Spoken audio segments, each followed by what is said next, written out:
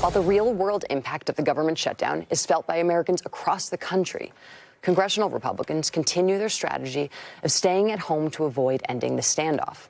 House Speaker Mike Johnson canceled previously scheduled votes for next week. It's the fifth week of votes he's canceled amid the shutdown. But House Democrats will be back in Washington next week for an in-person caucus meeting. Joining us now, one of those members who has been going to work, Representative James Walkinshaw of Virginia. His Northern Virginia district is home to more than 60,000 federal workers. Thank you, Congressman, for joining us this morning. What are those workers saying? What are you hearing from them? The federal workers that I represent are fed up. They have endured 10 months of unrelenting assaults and attacks from the Trump administration. They've been fired. They've had their service denigrated. They have been unendingly under assault, and they see this shutdown as another in that long list of assaults. Yeah, well, and you worked in this district prior to you now being an actual congressperson, and we were talking during the break about the difference between what you see from federal workers now versus what you've seen in the past. Can you elaborate on that a little bit? Yeah, in previous shutdowns, I think the reaction from federal workers was end the shutdown at all costs. Understandably, they are furloughed during a shutdown. They don't get their paychecks, most of them, during a shutdown, so they wanted to end it.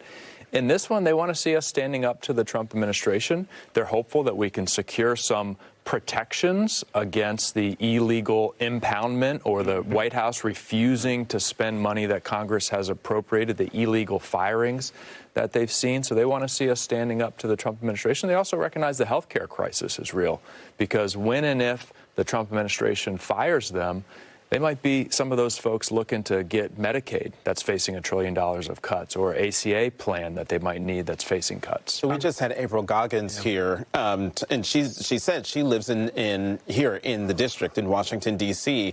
And so all the things that she was telling us from her perspective as a D.C. resident, you're hearing the same things there in Virginia, in the Commonwealth. That's right. I think it's consistent, D.C., Maryland, Virginia. And although we have a lot of federal workers in the D.C. region, 70 to 80% of federal workers don't live in the D.C. region. They are in all 435 congressional districts. I try to remind my colleagues of that. Everybody in Congress represents thousands of federal workers. You know, I want to bring up this Politico article. The headlines: Republicans are barreling toward an Obamacare subsidy cliff with no unified plan. Representative Jeff Van Drew, New Jersey Republican, said he spoke to the president on the phone about a week ago to talk about a year-long extension of the enhanced subsidies. He said Trump asked him, "Can we do something better?" But Van Drew said he replied, "Mr. President, we don't have the time." They continue to say, Republicans, that we're open to doing something, but they don't have a plan. They haven't presented you guys that we know of any plan. It also seems like you can't trust them. You talked about the impoundment, right? Like he has been beating his chest about rescissions for weeks, months at this point. So where do we go from there if they don't actually have a plan that you guys can say we're on board with before you guys vote to bring the government back open? Yeah. And then you can't really trust them to spend the money or do the thing that the bill says they're going to do. That's right. Well, on health care, it's important to note, like, this cliff that we're facing and the American people are about to be shoved off by Republicans in Washington isn't new. We have known for months that this was coming, and Democrats have put forward bills over the course of the last year to address this so we weren't facing this cliff. I think what is interesting in the context of the shutdown, there's a stalemate, obviously, but we see more and more conversations among Republicans internally about figuring out a way to address this issue, because they're getting heat from their constituents, right? And their family members, Marjorie Taylor Greene. Yeah, that's right. They're facing heat, so they're having more and more conversations amongst themselves. I get nervous when Washington Republicans start talking about health care and putting their heads together, because they come up with ideas to take more health care from hardworking people, but they are feeling the heat. The solution is for them to return to Washington, and instead of just talking amongst themselves, let's sit down and have some bipartisan conversations and see if we can find a way to meet in the middle somewhere. Oh, my God, the crazy talk.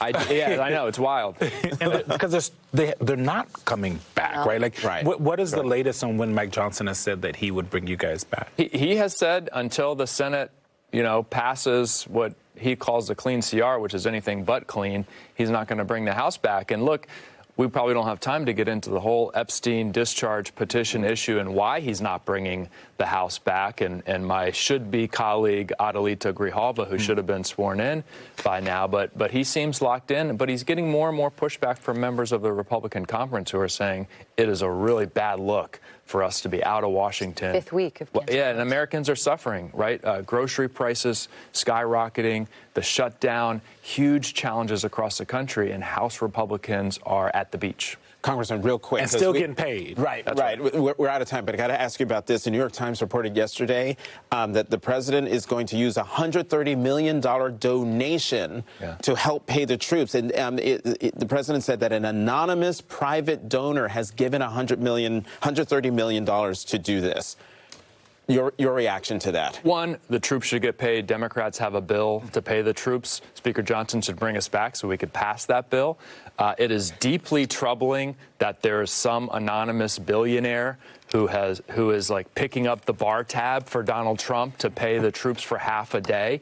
What is that billionaire getting in exchange for that from Donald Trump? We don't know who it is, and we don't know the answer to that question. We need to find out. And $130 million ain't nothing when you're talking about paying the troops. We're moving on from that. Representative James Walkinshaw, thank you very much. You got 2 weeks in the office, in actual office, and now you're just going there. Forced vacation. That's right. Exactly, forced vacation. Up next, where's the beef? How Trump has managed to anger his own base by announcing plans to quadruple beef imports from Argentina. We'll explain more right after the break.